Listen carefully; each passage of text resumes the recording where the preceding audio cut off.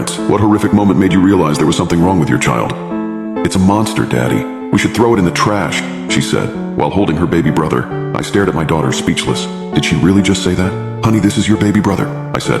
He's not a monster and you shouldn't say things like that. My daughter just stared at me blankly. Okay, Daddy, she said.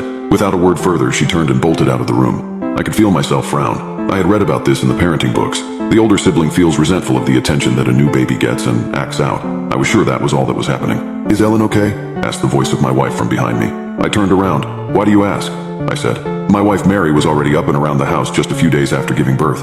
She was so strong. She walked into the room and stared down at the baby and sighed. She just said the strangest thing, said my wife. I waited for her to go on, but she didn't. Well, can't be worse than what she just said to me, I replied. She said that Jonathan was a monster and that we should throw him in the trash. My wife shook her head sadly. She said the same thing to me, she replied.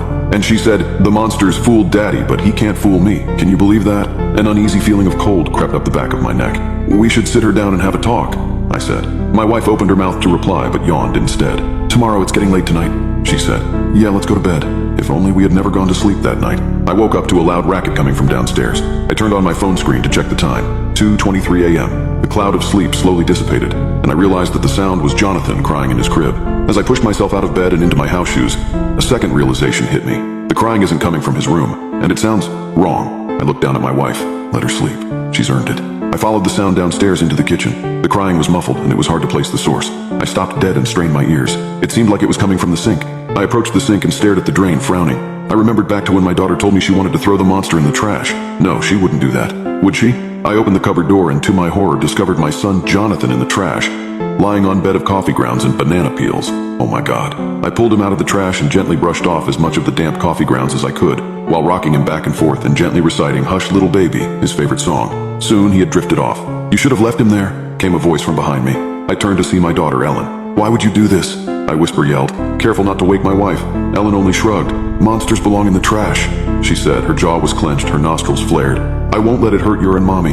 Honey, what's going on? I instantly recognized the groggy voice of my wife and turned to face her. She looked at me, then the baby. Her eyes grew wide.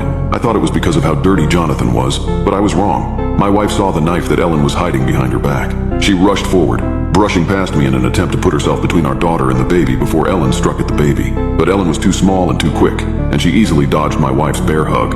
I instinctually jerked away, and the kitchen knife only grazed my arm. Mary tackled Ellen to the ground and wrestled the knife out of her hand, throwing it aside so that it skittered across the tile floor. Her face was red and strands of hair stuck to her sweaty forehead. What the hell is wrong with you? She demanded. Ellen said nothing. Jonathan began to cry, and I looked down at him to inspect for damage.